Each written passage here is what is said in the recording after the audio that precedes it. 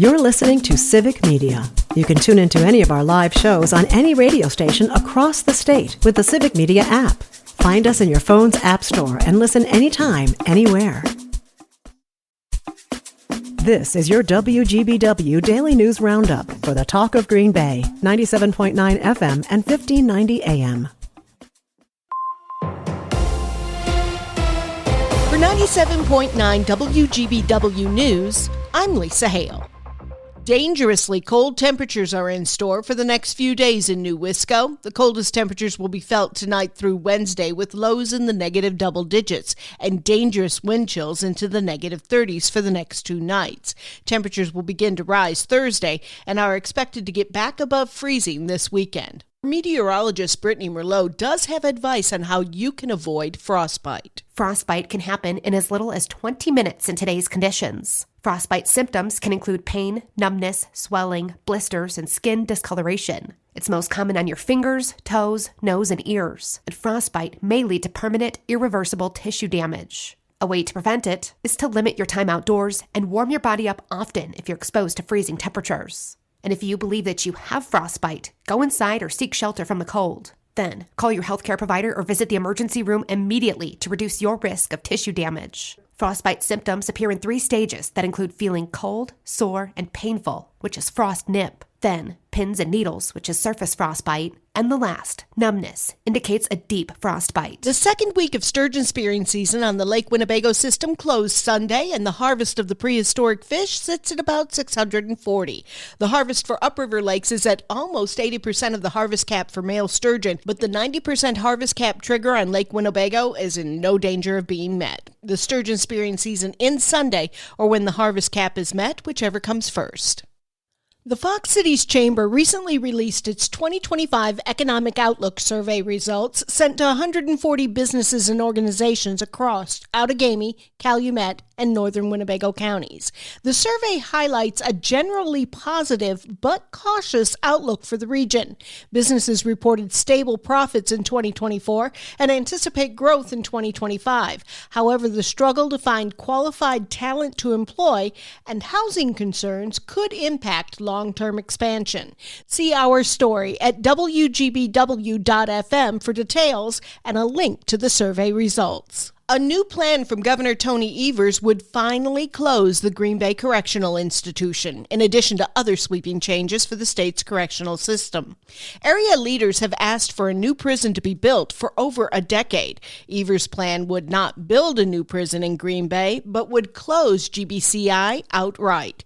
GBCI is the second oldest prison in the state, built in 1898. The oldest is in Waupun, built in 1851. Under the governor's plan, that facility would be converted to a medium security center focused on vocational training.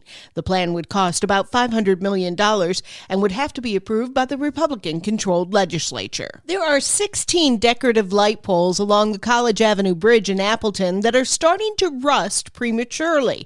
This means that the lights, which are less than 16 years old, will have to be replaced.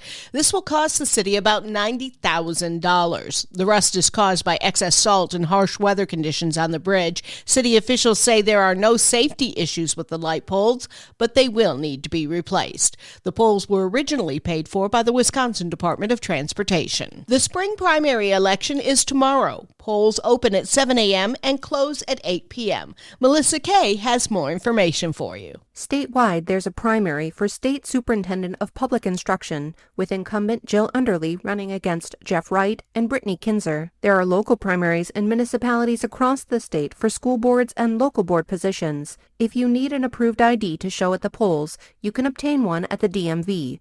There is no separate voter ID. You can check the Wisconsin Elections Commission website to see what forms of ID are accepted at the polls. Check myvote.wi.gov for information on the local primaries on your ballot. The Wisconsin Department of Public Instruction says 93 school referendum questions will be appearing on ballots this spring. 5 in the February 18th primary ballot, and the remaining 88 on the April 1st spring election ballot. All of the referendums being sought in northeast Wisconsin, including the $197.8 million referendum in Oshkosh and a $9.925 million referendum in Lapeer, not to mention 2 referenda in Shiocton, will all be on the April 1st ballot.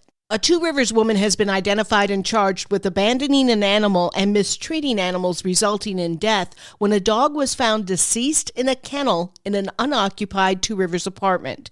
The woman is set to appear in Manitowoc County Court later today.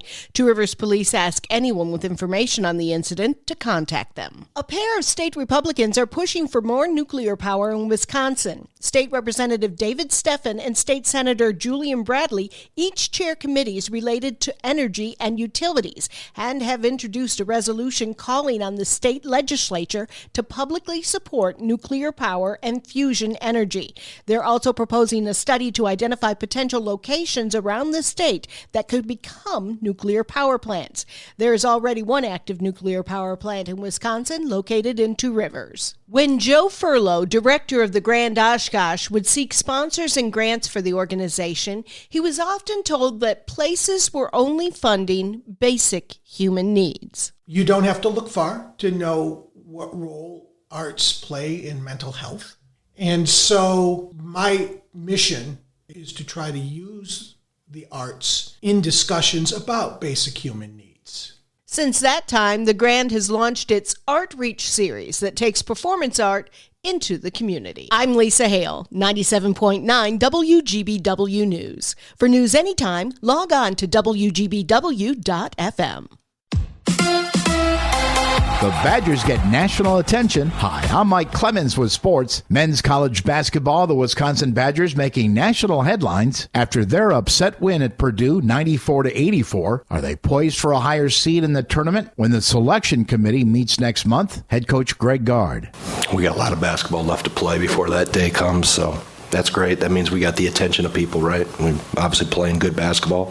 We're a really good team, and I think we're getting better. And that's the exciting part, that they know there's a lot more left to come, and that starts with our next game. And the Badgers women's team with a win at Penn State yesterday, 75-68. They'll host Northwestern on Sunday afternoon. Baseball spring training underway. The Brewers' Christian Yelich asked how's he doing after that season-ending back surgery last summer. I feel fine. I don't see any reason why I wouldn't be ready for opening day. That's the Brewers' Christian Yelich. With sports, I'm Mike Clemens.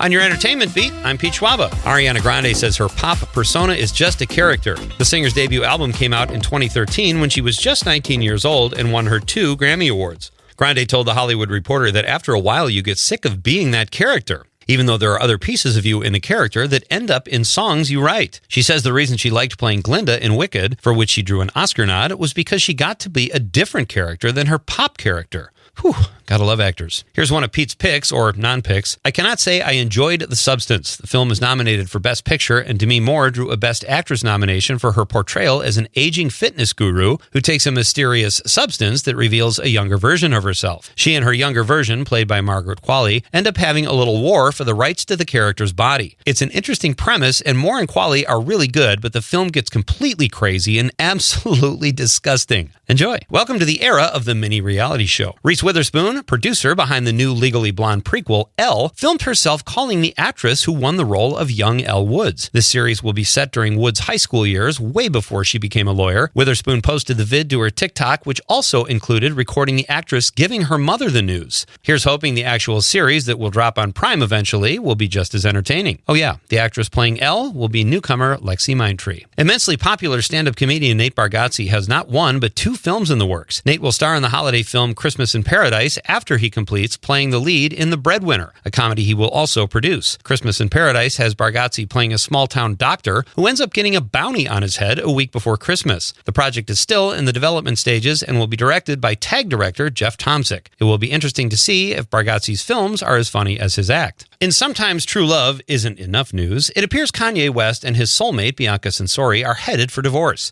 The couple has been married a little over 2 years, which isn't too shabby by Hollywood standards. Yahoo Entertainment says things went from bad to worse after the Grammys stunt, where West instructed the love of his life to drop her coat and, quote, make a scene. Censori will receive a one-time payment of $5 million as a settlement. That's some serious scratch and should be enough to get her some new threads. Game of Thrones fans, there is another spin-off from the wildly popular HBO show headed your way. This is the third spin-off from GOT and will focus on the House of Targaryen. Another GOT spin-off, A Knight of the Seven Kingdoms, will hit the little screen later this year.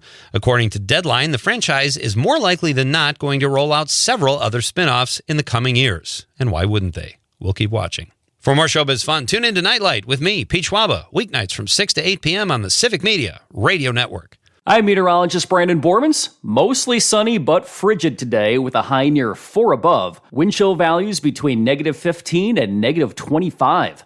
For tonight, wind chill values again in the teens and 20s below zero. Actual low temperature of 10 below. Right now, 2 below. That's your WGBW Daily News Roundup from Civic Media. Subscribe to this podcast on Spotify, Apple, or wherever you find your podcasts. Find more news at WGBW.FM.